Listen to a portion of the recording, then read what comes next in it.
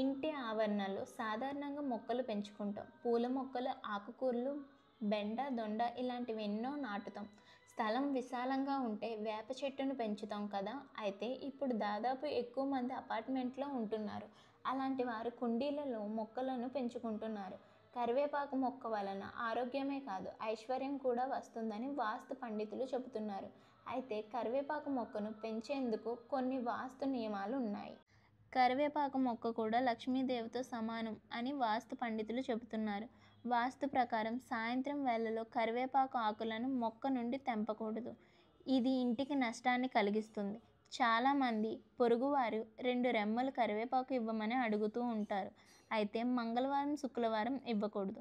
అలాగే సాయంత్రం వేళలో కూడా ఇవ్వకూడదు. మొత్తంగా కరివేపాకు మొక్కను ఇంట్లో పెంచుకోవడం వల్ల అనేక ఆరోగ్య, ఆధ్యాత్మిక ప్రయోజనాలు కలుగుతాయని వాస్తు శాస్త్రం చెబుతోంది. ఆర్థిక స్థితి మెరుగుపడుతుంది. వాస్తు నిపుణుల అభిప్రాయం ప్రకారం పడమట దిశ కరివేపాకు మొక్కను నాటడానికి అత్యంత అనుకూలమైనది. ఈ దిశన చంద్రుడి దిశగా పరిగణిస్తారు. ఇక్కడ మొక్కను పెంచడం వల్ల శుభ ఫలితాలు లభిస్తాయి. ఆరోగ్యం మెరుగుపడుతుంది. కొంతమంది ఇంటికి ఆగ్నేయ దిశలో తూర్పు, దక్షిణ మూల కూడా కరివేపాకు మొక్కను చాలా మంచిదని సూచిస్తారు. ఈ దిశ సంపద, శ్రేయస్సుతో ముడిపడి ఉంటుంది.